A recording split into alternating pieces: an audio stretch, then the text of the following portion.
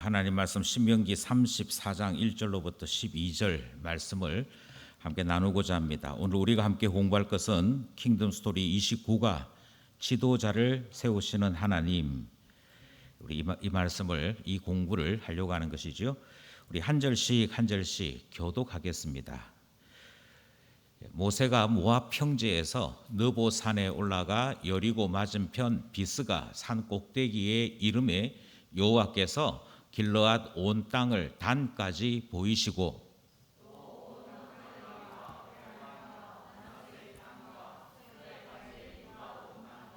네겝과 종려 나무의 성읍 여리고 골짜기 평지를 소알까지 보이시고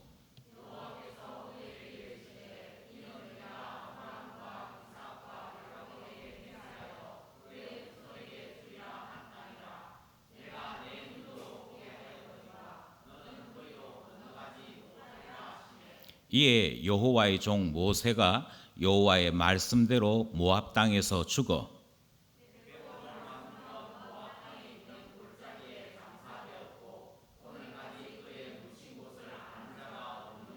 모세가 죽을 때 나이 120세였으나 그의 눈이 흐리지 아니하였고 기력이 쇠하지 아니하였더라.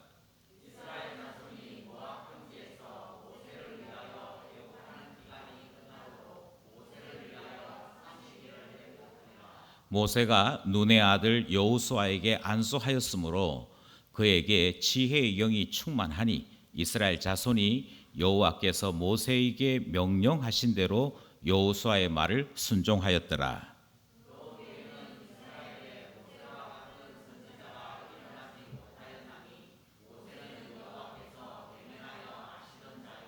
여호와께서 그를 애굽 땅에 보내사 바로와 그의 모든 신하와 그의 온 땅의 모든 이적과 기사와 위엄을 행하게 하심에 온 이스라엘의 목전에서 그것을 행한 자이더라. 아멘. 오늘 우리가 하려고 하는 것은 29가 신명기 마지막 본문을 함께 공부하려고 합니다. 오늘 말씀의 포인트는 참된 지도자이신 예수님을 따라 하나님 나라를 이어갑시다 하는 것이 핵심입니다. 여기서 몇 가지가 중요한 단어인데요. 하나는 참된 지도자라고 하는 것이 중요하고 예수님이라고 하는 것이 중요한 말이 된다 하는 점을 미리 말씀을 드리겠습니다. 29가에도 이제 암송해야 될 성경 구절이 있거든요.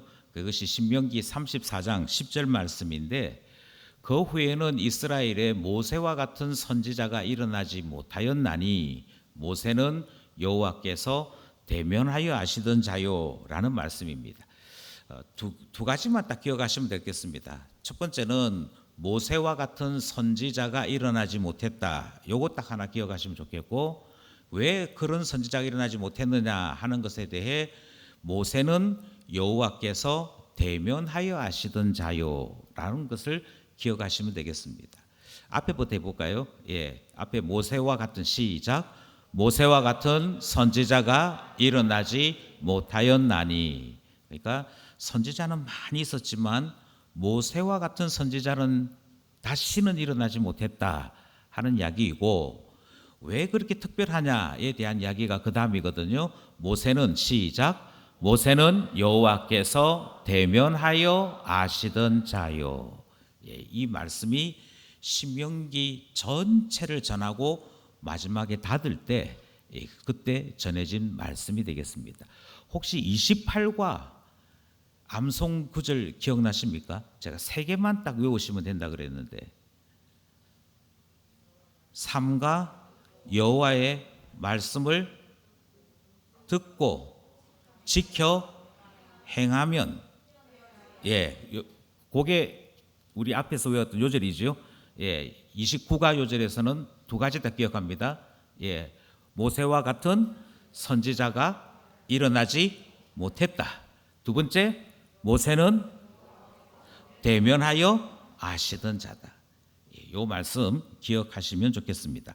왜 이 말씀을 기억해야 되느냐면 지금 성경이 계속 주목하는 선지자는 하나님의 말씀을 받아서 전달하는 선지자를 이야기하는 것이 아니고 하나님과 대면하여서 알고 있는 선지자를 지금 계속 주목하고 있기 때문입니다. 그러면 모세가 하나님을 대면했다면 참된 선지자는 누구인가? 여기까지 가야 되기 때문에 이 구절을 마음속에 기억하시면 좋겠습니다. 우리가 배울 공과 오늘 첫 번째부터 우리가 기억했으면 좋겠는데요. 먼저 모세는 위대한 선지자였다 하는 사실입니다. 여기서 혼돈을 일으키면 안 됩니다. 자꾸만 말씀드리지만 모든 직분의 주인은 하나님이시지요. 그러면 누군가가 정말 선지자 노릇 정말 잘했다든지 왕 노릇을 정말 잘했다든지 제사장 노릇을 정말 잘했다고 할 때 하나님께서 우리에게 보여주신 은혜나 능력보다도 사람인 아무개 씨가 더 잘했다, 더 뛰어나게 했다, 이런 의미가 아니다 하는 사실을 기억해야 됩니다. 왜 그런고 하니 누군가가 뛰어나다, 누군가가 잘했다라고 할 때 항상 모든 것의 출발은 하나님이시기 때문입니다. 그럼 하나님 어떤 분이냐? 하나님이야말로 온 이스라엘의 유일하고 가장 존귀한 지도자이시지요. 그것을 우리가 지금까지 읽었던 창세기, 출애굽기, 레위기, 민수기, 신명기까지 말씀을 쭉 살펴보면 이스라엘을 이끄시는 분은 하나님이시다 하는 사실을 계속 확인하게 됩니다. 먼저 출애굽기부터 살펴봅시다. 출애굽기 13장 21절 말씀 시작. 여호와께서 그들 앞에 가시며 낮에는 구름 기둥으로 그들의 길을 인도하시고 밤에는 불 기둥을 그들에게 비추사 낮이나 밤이나 진행하게 하시니. 자, 그러면 이스라엘을 이끄시는 분이 누구시라고요? 하나님이십니다. 하나님께서 이스라엘 이끄시는데 출애굽기가 기록된 그때에는 하나님께서 어떻게 이끄셨냐면 불기둥으로 구름 기둥으로 이끄셨다. 그래서 이스라엘을 인도하시는 분은 하나님이라는 사실을 확인하게 됩니다. 하나님이 모든 일의 모든 직분의 주인이십니다. 하나 더 볼까요? 하나 더 넘어가질 않네요. 신명기 말씀입니다. 1장 30절 시작. 너희보다 먼저 가시는 너희의 하나님 여호와께서 애굽에서 너희를 위하여 너희 목전에서 모든 일을 행하신 것 같이 이제도 너희를 위하여 싸우실 것이며. 지금 전쟁이 있을 때 그 전쟁을 맡으신 분이 누구시냐? 애굽에서도 그러했고 여기서도 그러한데 하나님이 싸우신다, 이렇게 말씀하고 있죠. 그러니까 하나님만이 전쟁을 이끄시는 분이고 전쟁에서 승리를 주시는 분이시다 하는 말씀을 듣습니다. 이스라엘을 누가 이끄시느냐? 여기서도 여전히 하나님이라고 하는 말씀을 듣습니다. 하나 더 살펴볼까요? 좀 미가서 부분 같은데 읽겠습니다. 시작. 길을 여는 자가 그들 앞에 올라가고 그들은 길을 열어 성문에 이르러서는 그리로 나갈 것이며 그들의 왕이 앞서가며 여호와께서는 선두로 가시리라. 아멘. 하나님께서 이스라엘보다도 앞서 가시는 분이라고 소개되고 있습니다. 하나님께서 이스라엘보다도 앞서 가신다 하는 이 말씀 속에서도 하나님은 이스라엘을 이끄시는 분인 것이 분명히 보여지고 있습니다. 그러니까 누군가가 위대하다, 누군가가 훌륭하다 할 때마다 잊지 않고 기억해야 될 것은 모든 일에 가장 크신 분, 모든 것에 가장 완벽하신 분은 하나님이시다라고 하는 사실을 기억해야 한다 하는 것입니다. 그러면 지도자는 무슨 일을 하는 사람인가? 또는 하나님 앞에 직분을 받았거나 능력을 가진 사람은 어떤 일을 하는 사람인가? 하나님하고 비교하면서 하나님 너무 능력이 많으셔서 제가 열등감에 쌓입니다, 뭐 이런 거 해야 되느냐?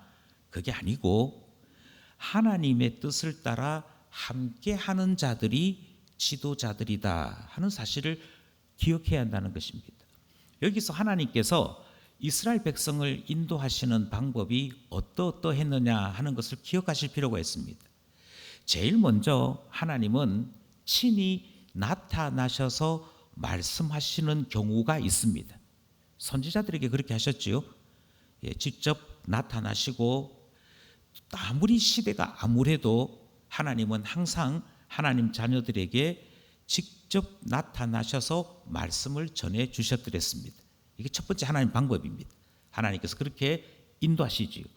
두 번째 방법은 하나님을 알 수 있는 표시로 사람들을 인도하시는 것을 우리가 확인할 수 있습니다.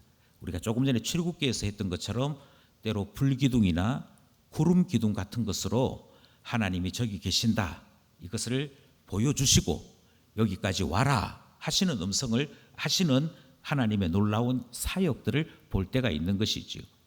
첫 번째와 두 번째가 가르치는 것은 하나님께서 직접 말씀하시든 하나님께서 어떤 이상이나 표시로 나타내시든 하나님이 직접 이스라엘 백성들을 이끄시는 방법들이 소개된 것입니다. 그런데 세 번째부터는 하나님이 직접 하시는 것이 아니고 다른 것들을 통해서 하나님께서 뜻을 보이시고 인도하시는 것이 나타나는데요. 제일 먼저 하나님 사용하시는 것은 사람 사용하십니다. 선지자 사용하시는 것이죠. 선지자에게 먼저 나타나시고 그 선지자가 하나님께서 이러이러하신 것을 원하신다 하고 알려주고 이끄는 것이 결국 선지자가 이스라엘을 이끄는 것이 아니라 선지자를 보내신 하나님이 이끄시는 것으로 나타나게 됩니다. 선지자 사용하십니다. 그 다음 사용하시는 것은 하나님께서 선지자를 통하여 주신 말씀, 그것이 기록되어서 우리에게 전해진 것은 성경 말씀이지요. 그런데 기록되었던 기록되지 않았던 선지자를 통하여 하나님의 말씀이 사람들에게 전달되므로 하나님께서 사람을 이끄시는 일을 행하신 것입니다. 가장 흐릿한 것이 뭐냐? 그게 맨 마지막인데요. 하나님이 섭리로 이끄시는 방법입니다. 하나님께서 섭리로 이끄신다는 것은 요나의 경우에도 포함되고요. 발람 선지자의 경우에도 포함이 되지요. 내가 꼭 가고 싶습니다. 꼭 가야겠습니다. 그렇게 할 때 하나님께서 가겠다는 것을 처음부터 막지는 않으십니다.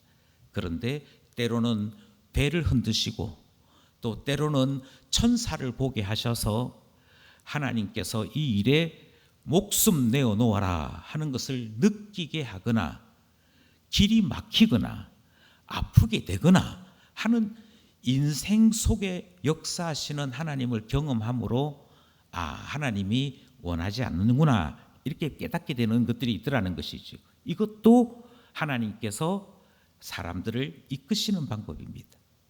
이렇게 5가지가 있는데 첫 번째와 두 번째는 예수 그리스도가 오시고 난 이후로 계시의 방법으로 쓰시지는 않습니다. 그러니까 누군가가 기도해서 하나님 음성을 들을 수는 있지만 성경을 기록해야 되는 계시의 방법처럼 하나님께서 그렇게 사용하시지는 않는다는 것이지요. 그럼 나머지 방법들이 지금도 통용되는 방법인데 주의 말씀을 받은 자가 주의 말씀을 전함으로 하나님의 뜻을 알 수 있도록 하신 방법이 있지요. 이것은 구약시대에 때는 선지자가 했던 일이고 신약시대에 와서는 교회 안에 있는 말씀의 선생들이 이 일을 맡아서 하게 됩니다. 목사가 교회의 선생이고 또 주일학교에 임명을 받은 한 사람 한 사람의 교사들이 말씀 선생인데 하나님께서 목사를 세우신 이유도 말씀 선생을 세우신 이유도 하나님의 뜻이 뭔가 하나님이 나에게 무엇을 원하시는가 그것을 받아서 전달하는데 목적이 있더라 하는 것입니다. 큐티를 하는데요. 큐티를 하는 것의 목적이 무엇이냐? 우리에게 기록된 하나님의 말씀을 매일매일 묵상하는 이 일의 목적도 제가 큐티를 할 만큼 성경 지식이 좋습니다. 이게 목적이 아니고 하나님 뜻이 뭔가, 하나님께서 나에게 뭐라고 말씀하시는가, 그래서 소명과 하나님께서 인도하시는 음성을 듣고자 하는 것이 큐티의 목적입니다. 그래서 큐티하라고 할 때는 너가 매일매일 숙제해라 하는 그런 의미하고는 전혀 다르지요. 하나님 말씀을 통해서 하나님은 나를 어떻게 쓰시려는지, 그리고 내게 하나님이 무엇을 나타내시는지 그것 들을 수 있는 것이 하나님께서 나를 이끄시는 방법이기 때문에 하나님 손에 이끌려가는 우리 자신이 된다 하는 것입니다. 이제 섭리는 보통 적용으로 나타나지요. 하나님 말씀 듣지 않고 제가 불순종했더니 하나님께서 제 마음에 또 제 삶 속에 이렇게 역사하셨습니다. 이게 우리 보통 간증으로 이렇게 이야기하게 되는데요. 제일 처음부터 말씀드렸던 것처럼 이것은 하나님을 알고 하나님 말씀을 이해한 사람들에게만 발견되어지는 일들입니다. 그러니까 성경을 모르거나 하나님을 깊이 모르는 사람들은 하나님께 두드려 맞고 있어도, 하나님께로부터 진탕 혼나고 있어도 이게 하나님 뜻이 이게 아닌가 보다 깨닫지를 못합니다. 그래서 섭리는 가장 흐릿한, 사람들이 잘 발견하지 못하는 하나님의 인도하신 방법이다, 이렇게 말씀을 드리는 거지. 그럼 이 중에서 가장 뚜렷한 방법은 뭐냐? 하나님께서 하나님의 말씀대로 이스라엘 백성이든 하나님의 언약 백성이든 이끄시고자 할 때 하나님께서 직접적이고 가장 강력하게 이끄시는 방법이 뭐냐? 그건 선지자를 통해서 말씀하시는 것입니다. 하나님 직접 말씀하시면 안 돼요 라고 이야기하기 쉬운데, 그것은 출애굽기에서도 우리가 본 바와 같이 죄가 많은 우리는 하나님께서 직접 말씀하시는 것을 감당하지 못합니다.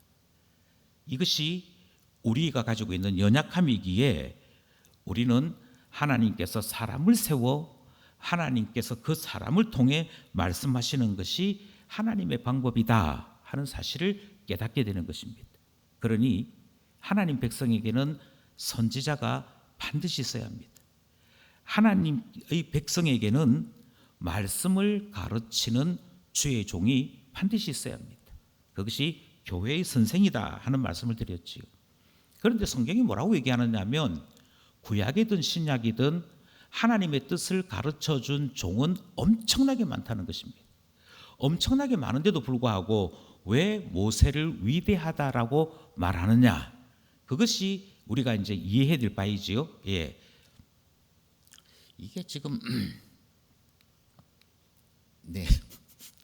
모세가 탁월한 두 가지 이유가 있는데, 첫 번째 이유는 먼저 모세는 이스라엘의 구원에 쓰임 받은 종이다 하는 사실입니다. 하나님께서 모세를 통하여 보이신 것은 너희가 애굽에 종살이 하던 데에서 하나님께서 불러내어 하나님 백성 되기를 원한다, 그걸 전달한 거잖아요. 그러니까 하나님 제가 어떻게 해야 이 병에서 고침받을 수 있겠습니까 하는 것과 차원이 다른 이야기입니다. 구원에 관한 문제거든요. 이 구원은 하나님 백성 아니었던 자들이 하나님 백성 되는 것이고 하나님 나라 안으로 들어가는 것인데, 이것을 신약 용어로 이야기하자면 구원받는 것이고 하나님 자녀 되는 것입니다. 구원이 어떻게 우리 가운데 나타나는가, 그걸 가르쳐주는 선지자가 누구였느냐? 모세였다는 것이고요. 하나님 백성 아니던 사람들이 하나님 백성 될 수 있는 길이 무엇인가, 그걸 가르쳐준 게 모세가 가르쳐준 하나님 말씀, 하나님 뜻이더라. 그래서 모세는 다른 선지자보다 훨씬 탁월하다 하는 이야기를 하는 것이죠. 여기서 똑같이 사역했지만, 심지어 직분명이 똑같지만 여기에서부터 차별이 나는 것을 우리는 발견해야 됩니다. 우리가 어떤 일을 하든지 무엇을 하든지 주 예수 그리스도 아는 일, 그리고 하나님을 아는 것과 그가 보내신 예수를 아는 일에 우리가 많은 힘을 기울여야 되는 이유는 거기서부터 구원이 있고 영생이 있기 때문이거든요.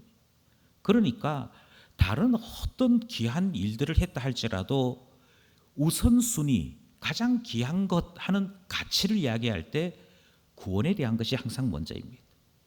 교회는 생명에 관해 관심이 있습니다.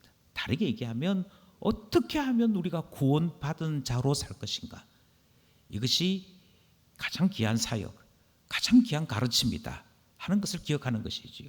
두 번째가 있습니다. 모세는 이 일을 위해 하나님 앞에 율법을 받아들고 전달하는 일을 했는데요, 유일하게 하나님과 직접 대면하여서 하나님께로부터 율법을 받아 전달한 사람, 그러니까 하나님께로부터 대면하여 주의 말씀을 전달했다는 점에서 모세는 다른 선지자들과 전혀 급이 다른 탁월함이 있더라 하는 사실을 발견하게 되는 것입니다. 이 점이 우리가 오늘 공부를 통해 배우는 내용인 것이지요. 자, 여기까지 파트 1입니다. 질문 두 가지 하겠습니다. 첫 번째 질문, 모세는 어떤 점에서 가장 위대한 선지자입니까? 예, 첫 번째는 이스라엘의 구원에 대한 것을 전달했기 때문입니다. 두 번째는 율법을 직접 대면해서 전달했던 선지자이기 때문입니다. 바로 앞에 했는데 한 장만 넘기면 딱 답이 안 나오는 거, 이게 놀라운 능력이죠. 예, 모세는 어떤 점에서 위대합니까? 두 가지라니까요. 두 가지. 그가 하늘을 움직였다, 태양을 떨어뜨렸다, 뭐 이런 거 아닙니다. 뭐 심지어 그가 기도했더니 태양이 머물러 있더라, 뭐 이런 거 아닙니다. 그런 건 아무짝에 중요하지 않고 구원에 대한 하나님의 계시를 전달했다. 그가 하나님 앞에 대면해서 율법을 받아 전달했다. 그래서 급이 다르다, 귀중함이 다르다 하는 사실을 기억해야 됩니다. 자, 그런데 성경이 뭐라고 얘기하냐면 그 뒤에 모세와 같은 선지자가 없었다라고 얘기해요. 이 말을 이렇게 질문합니다. 모세와 예수님의 사역이 우리에게 어떤 영향을 미치고 있는 겁니까? 모세가 구원에 관한 하나님의 뜻을 전달했다면 예수님은 구원의 길을 여시는 일을 하시지요. 왜 모세와 같은 선지자가 없었다라고 얘기하느냐면 대면에서 하나님 본 자도 없고 구원에 관해 직접 전달한 자도 없기 때문입니다. 그런데 예수님은 하나님을 보신 분 맞지요? 직접 대면하신 분 맞지요? 뿐만 아니라 내가 곧 길이요 진리요 생명이다, 그렇게 선언하신 분이십니다. 그러니까 예수님과 모세가 어떤 점에서 우리에게 중요한 분인가, 영향을 끼친 분인가, 단적으로 대답하면 구원이고요. 하나님을 보았고 구원의 길을 우리에게 전달했다 하는 점을 기억해야 합니다. 이 일을 했을 때 귀한 지도자였습니다. 예, 나머지는 우리가 다시 한번 곰곰이 생각해 볼 필요가 있겠지요. 자, 파트 2로 넘어가겠습니다. 파트 2 우리가 배우기 원하는 것은 그렇게 위대했던 지도자 모세가 요단 동편 쪽에서 이제 그만 동행하는 일을 멈추게 됩니다. 우리는 이 사실을 보면서 하나님은 한 사람 한 사람의 때를 정하시는 분이신 것을 배우게 됩니다. 다시 말씀드립니다. 쓰시는 분도 하나님이신데 그만해라 하시는 것도 누가 결정하시느냐? 하나님이 결정하십니다. 우리는 모세가 하나님께로부터 은혜를 입는데 하나님께로부터 은혜를 입어서 애굽에 종살이 하던 그곳에서부터 이스라엘 백성을 이끌어내어 모압 땅까지 인도한 지도자인 것을 알고 있습니다. 그리고 난 다음에 하나님께서는 모세에게 특별한 일을 허락하셨는데요, 모압 산 언덕 위에 올라서서 강 건너편 약속의 땅을 보게 하셨습니다. 다 보게 하시고, 그리고는 바로 저 강 건너 저 넓은 저 땅이 하나님께서 아브라함에게 주시기로 약속했던 언약의 땅이다, 보게 해주셨습니다. 그런데 보는 것까지만 하나님이 허락하신 것이지요. 또 되돌아보면 모세는 이스라엘 백성의 지도자로서 놀라운 일을 엄청나게 많이 했습니다. 제일 먼저 하나님을 알지도 못하고 노예로만 살아야 되는 줄 알았던 이스라엘 사람들에게 하나님의 계시를 따라 그들에게 가서 우리 하나님은 여호와 하나님이다 가르쳐 주었고, 우리는 하나님 백성이기 때문에 약속의 땅으로 가야 한다, 이거 가르쳐 주었습니다.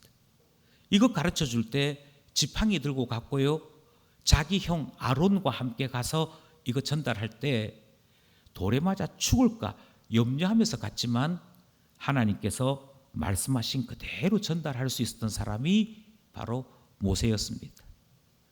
우리는 잘 알고 있습니다만 10가지 재앙으로 이스라엘 백성을 이끌어내었음에도 애국 군대가 뒤쫓아온 것 알고 있지요. 그때 하나님께서 바다를 가로질러 마른 땅같이 삼고 이스라엘 백성들을 구원해낸 일을 알고 있습니다. 그때도 누가 지도자였느냐? 모세가 지도자였습니다. 잘 아시는 내용들을 우리는 기억할 필요가 있지. 이 많은 일을 한 사람이 하나님께로부터 부름받아 종으로 봉사했던 모세가 했던 일입니다. 그것뿐만 아니고요, 이스라엘 백성들을 마실 물이 있는 곳으로, 먹을 음식이 있는 곳으로 인도한 지도자도 모세였습니다. 그래서 오른쪽 아래에 보시면 만나, 메추라기, 이 그림이 있는 것이죠. 이렇게 위대한 종이 모세였더랬습니다. 그것뿐만 아니고요, 이스라엘 백성들이 반역할 때에도, 대적할 때에도 하나님 앞에 엎드려서 간구한 것은 한 가지였습니다. 하나님께서 반역하는 이스라엘 백성들에게 얼마나 화가 났든지 모세에게 하나님 말씀하실 때 이스라엘 백성들을 다 죽여버리고 모세, 너하고 나하고 두 사람만 딱 손잡고 약속의 땅에 들어가자, 그렇게 말씀하신 적이 있었거든요.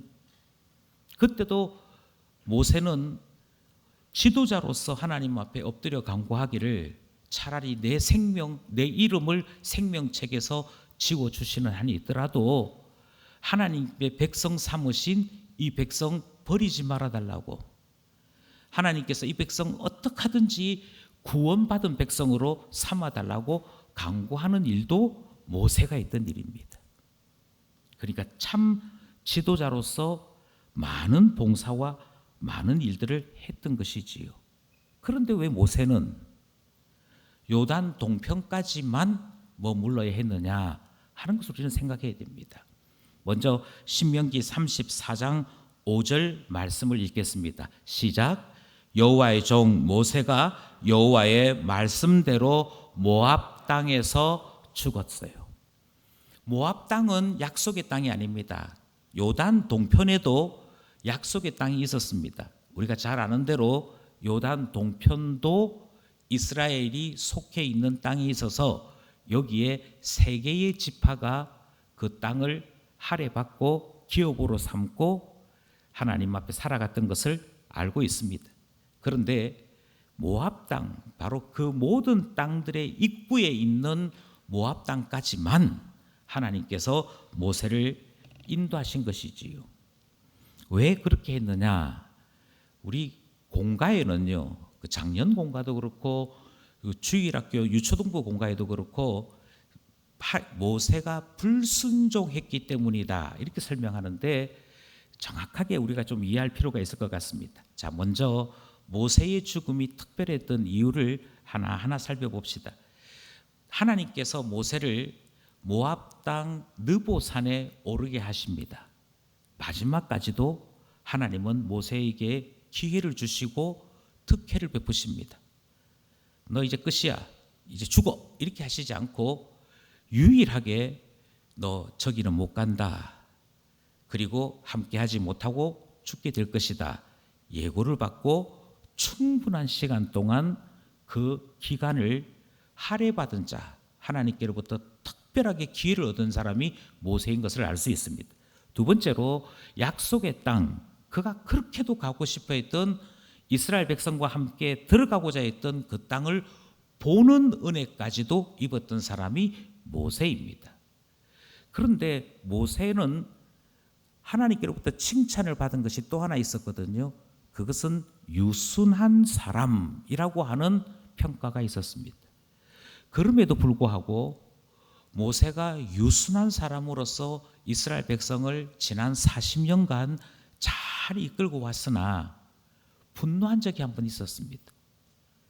그 분노했을 때 어떻게 분노했느냐면 내가 너희를 인도하랴, 내가 너희를 이끌랴, 그렇게 이야기하면서 도무지 너희들 이 백성은 얼마나 완악한지 이제 내가 지쳤다, 더 이상 인도하지 못하겠다, 그러면서 화를 내었더랬습니다.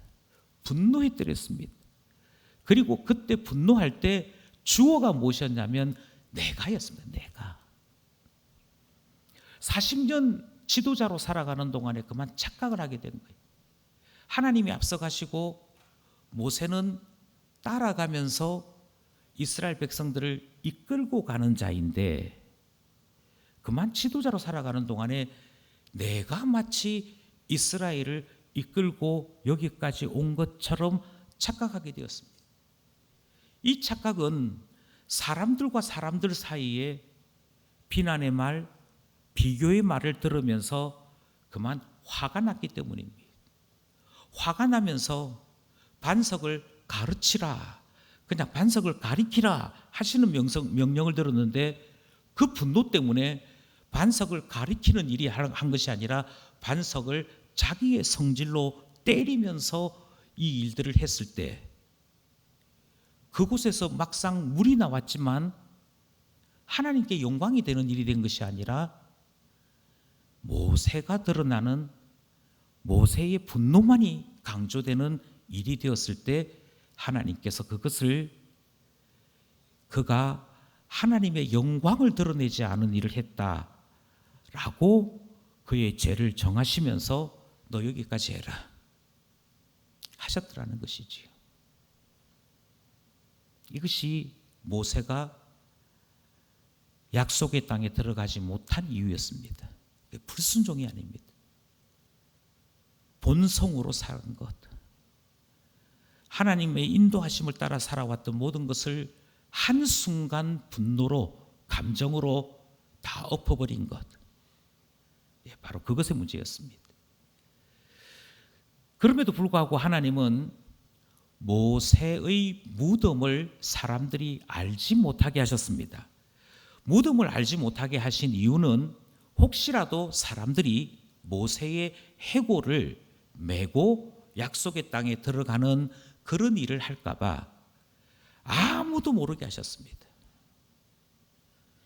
그러면 우리는 생각을 하게 되는 것이지요. 아, 모세가 주의 은혜로 살다가 주님 앞에 감사함으로 살다가 그만 자기 성질내고 자기 분노로 했던 그 일이 하나님께서는 엄청 싫어하시는 일이구나. 그의 뼈조차도, 그의 해골조차도 들어갈 수 없도록 하셨던 일이구나 하는 사실을 배우게 되는 것입니다. 왜냐하면 성질을 내어서 일을 할 수는 있습니다. 일을 완성할 수는 있습니다. 그런데 성질을 내게 되면 신앙은 아닌 것이죠. 아닙니다. 제가 한 게 아닙니다. 저는 지도자로서 하나님만 따라갔을 뿐입니다. 이게 신앙인의 기본인데 이 기본에서 어긋나는 것이고요. 기본에서 어긋나게 될 뿐만 아니라 신앙 그 자체를 흔들어 버리는 일이 되는 것이죠.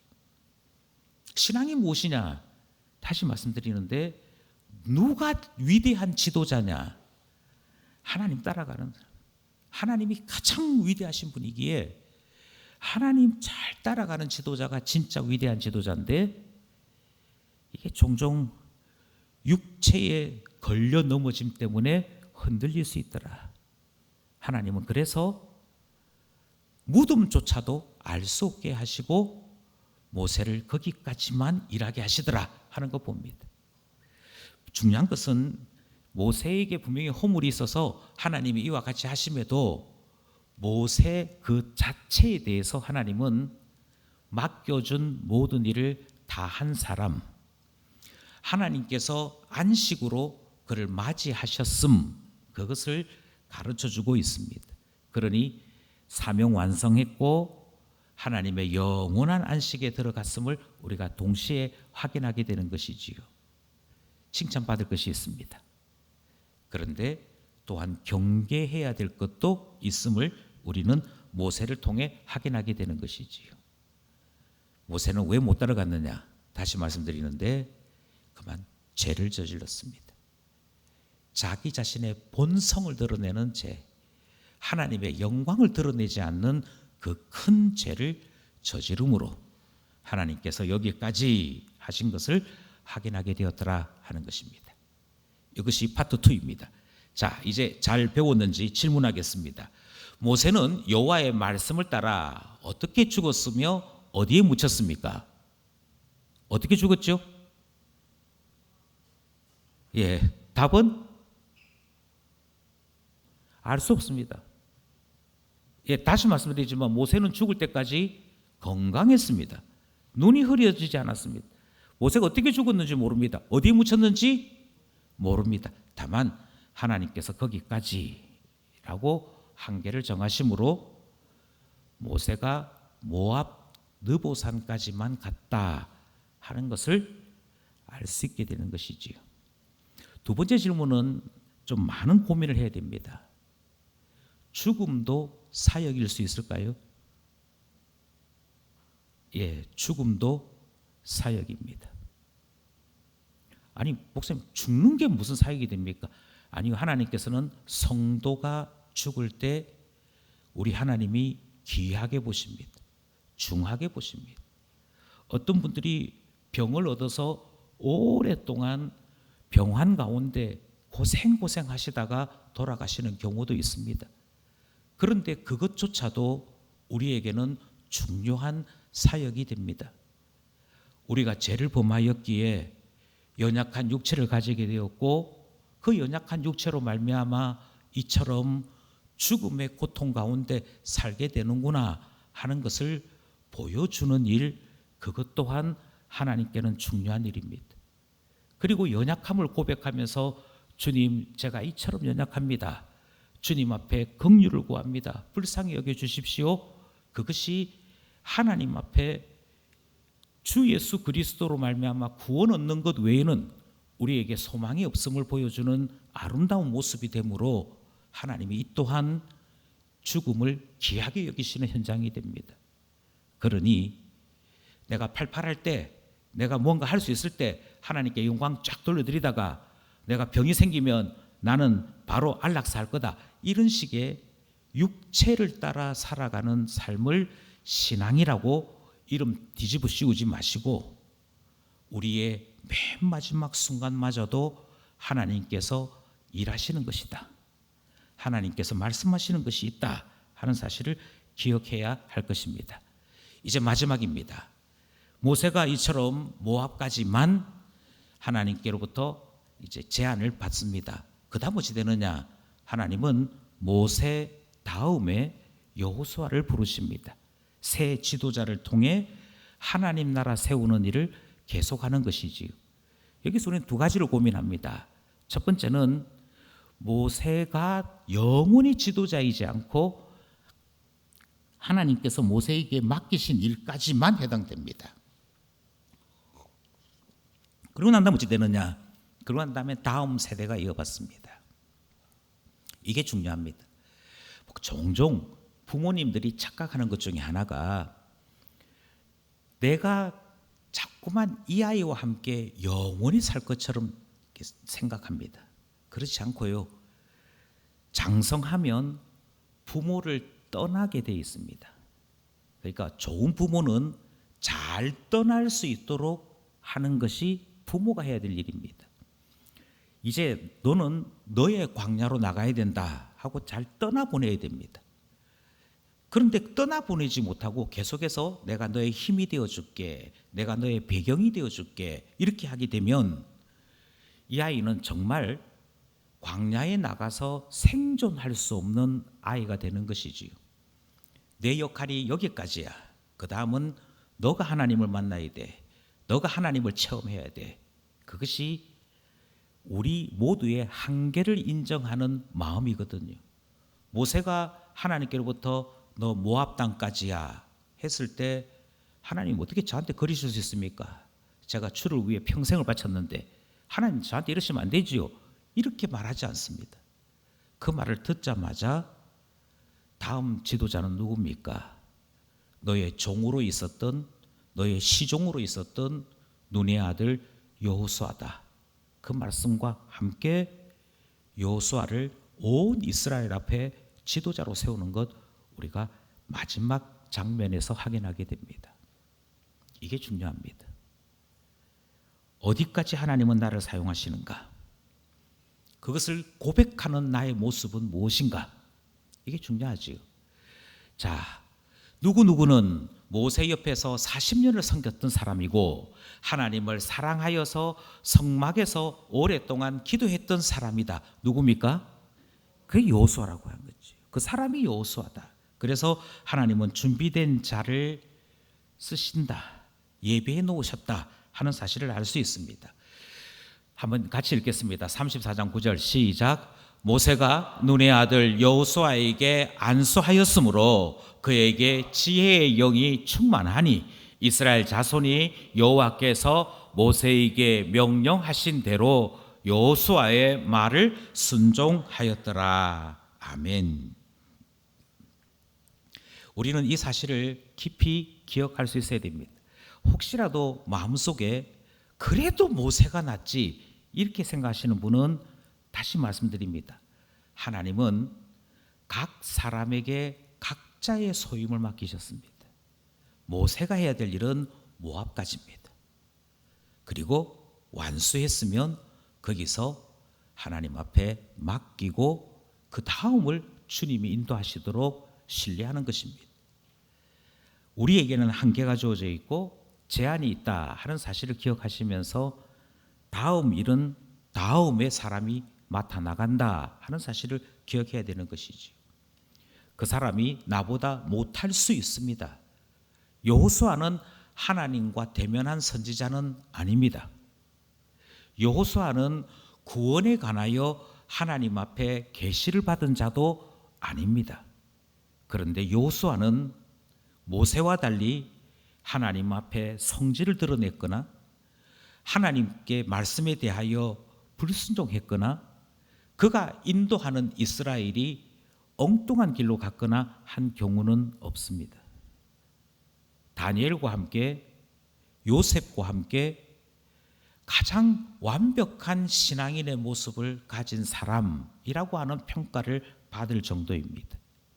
그러니 누가 더 낫다, 누가 좀 못하다, 이것은 우리 기준이고 우리 생각이고 하나님은 필요한 사람을 필요한 시대에 들어 쓰심으로 하나님 나라가 계속 이어져 나가도록 하신다 하는 사실을 기억해야 하는 것이지.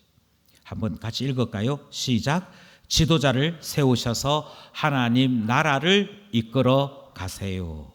이분이 바로 섭리하시는 하나님이시다 하는 사실을 배우게 됩니다. 자, 이제 공부는 다 하셨고요. 기억해야 될 것 다시 한번 정리하겠습니다. 하나님 나라를 세우기 위해 힘쓰는 지도자, 그들이 하나님 뜻을 따라 세워집니다. 우리는 어떻게 해야 되느냐?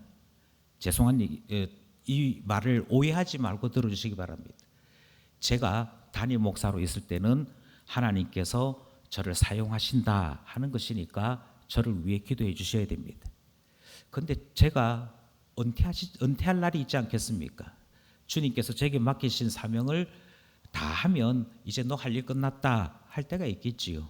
그러면 그 다음 지도자가 주님께로부터 부름을 받아 나타나게 될 것입니다. 제가 부임할 때 그때에 어떤 분들은 저보다 적은 나이로 저와 만났습니다. 그런데 이제는 100% 나보다 나이가 한참 어린 담임 목사를 만나게 될 날이 있을 것입니다. 그때 그 담임 목사가 미숙해 보여도, 그 담임 목사가 앞에 있는 장 목사와 비교하니 이게 못마땅하고 저게 못마땅해 보여도 하나님께서 하나님 나라를 위해 필요한 사람을 지도자로 세운 줄 알고, 그에게 혹시 연약함이 보이더라도 부족함이 보이더라도 기도함으로 함께 마음을 같이 함으로 하나님 나라 세워나가는 그 성도가 성숙한 성도요, 교회를 교회답게 하는 사람이다 하는 사실 기억하셔야 됩니다. 왜냐하면 우리의 관심은 구원에 있습니다.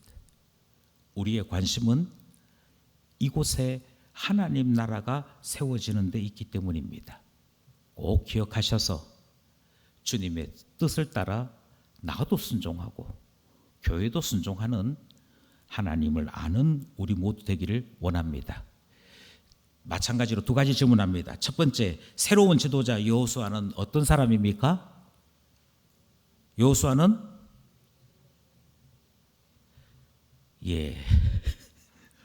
먼저 눈의 아들이고요. 아버지 이름이 눈입니다. 눈의 아들이고요.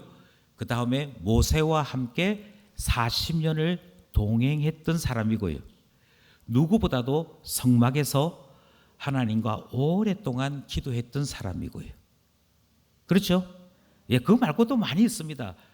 모세가 두 팔을 들어서 전쟁에서 기도할 때 그 전쟁에서 맨 앞서 나가서 아말렉과 싸웠던 군대 장관이 누구냐? 이스라엘의 군대 장관이 누구냐 할 때 답은 여호수아입니다.